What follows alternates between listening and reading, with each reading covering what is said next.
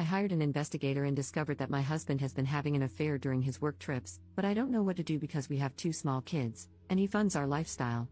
Posted by you/throw-ra London mum. My husband, 47M, and I, 44F, have been married for just over a decade, and it has been, for the most part, a loving marriage centered around our two beautiful children. Of course, I've had grievances. He travels a lot for work, is constantly glued to his phone, and sometimes abruptly pops out for errands that he has always been incredibly vague about. Initially, these didn't concern me too much. He has a very demanding job that has allowed us to have a lifestyle I never thought possible, enabled me to leave work to be with the children, take us on wonderful holidays, and send the children to a great school. I always felt that complaining to him about his work, phone, computer, and random emergencies would be selfish, considering everything he does for us. However, 2 weeks ago, I started getting really suspicious after I found a condom in the inside pocket of his blazer. There was no reason for him to have it there, as we only ever have sex at home, and frankly, it isn't something we do as often as we used to. This prompted me to do something I never thought I would do. I found an opportunity to get into his phone when he wasn't looking. I'm not sure what I was looking for. I first checked his photos but couldn't find anything. Then I decided to check his messaging apps, WhatsApp, Telegram, but both were password locked, which I found very odd. Only a message could be accessed, but there was barely anything there. At this point, I had a sinking feeling that something was up. Last year, a friend was in a similar situation and used a digital investigator to learn more about her absent and secretive fiancé.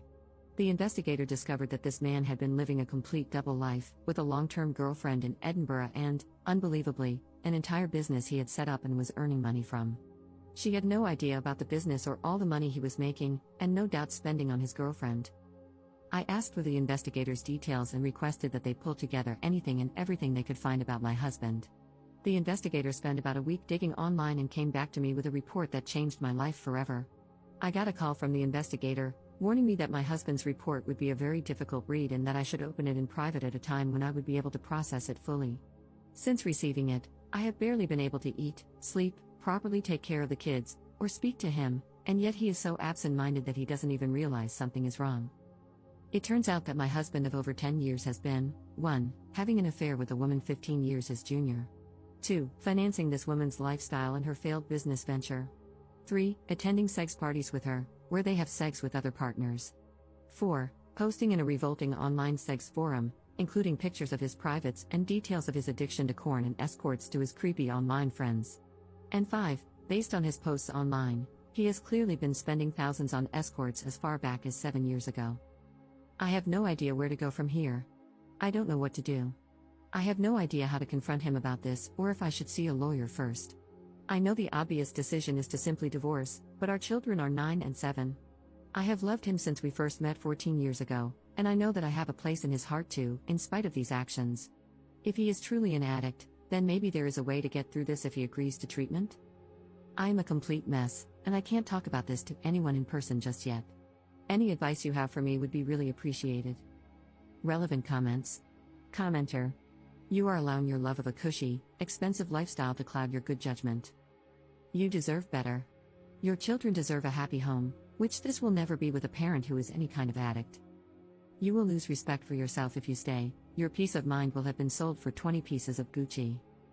Get through the holidays any way you can. If your hubby becomes suspicious, blame it on holiday stress. Give your kids one last nice holiday season. Right after the first of the year, call a few divorce attorneys and interview them. Bring the investigative reports. Hire the one with whom you click the best. Follow your attorney's advice to the letter. They're an expert, that's why you hired them. Don't listen to family, friends, or strangers on the internet. Get yourself into individual therapy to help you deal with the betrayal. Have your children see a child therapist to assess whether they need ongoing care. Be kind to yourself, you've only just found out about a massive betrayal. You didn't know, but now that you do, you're taking proactive steps to defend and care for yourself and your children. Your husband is on his own. He can get into therapy or not, it's not your problem, and don't take it on as one. Your plate will be plentiful with your business and that of your 2 children. Wishing you and your children a peaceful and joy-filled 2025 as you move together into a new life. Ops response. Thank you so much for this comment. This was one of the most useful ones I have gotten, and I truly took it to heart. I have yet to get into therapy, as I simply haven't had time for it yet, but I am planning to the moment things start to slow down a bit. Update 6 weeks later. This is an update to my original post from around a month ago. Firstly, I'd just like to thank almost every single one of you who has commented to offer me advice or messaged me privately. I took a lot of advice on board, especially from a legal standpoint, and this has proven to be of great benefit.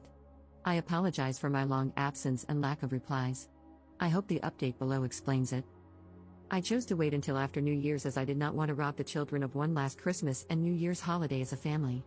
In the meantime, I researched solicitors and sought recommendations from trusted friends.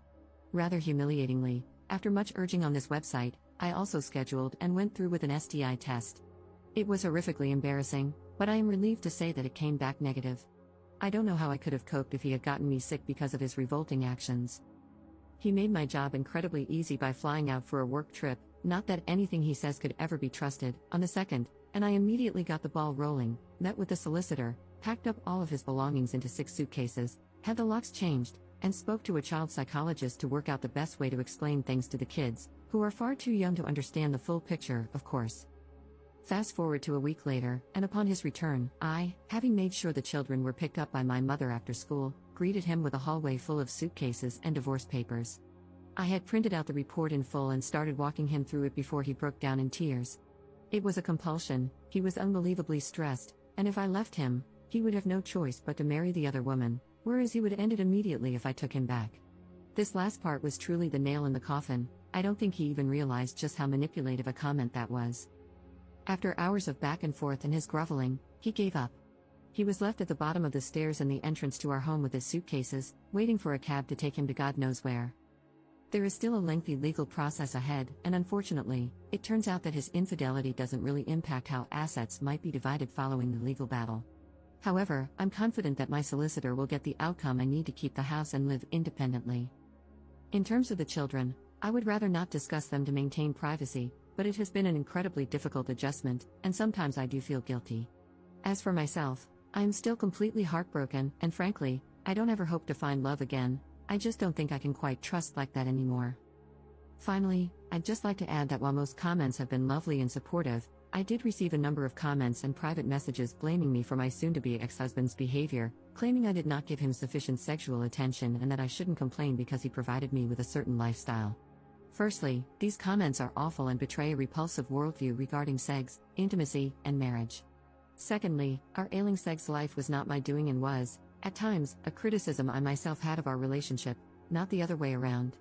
Thirdly, just because someone provides you with a lifestyle does not entitle them to treat you as if you're nothing, with no respect, no honesty. I would have hoped everyone would be aware of that. Up in the comments. Thanks for this. Sadly, because we are in the UK, cheating doesn't have much of an impact on divorce outcomes. However, my solicitor is among the best in the UK, and I trust that we're going to do some real damage.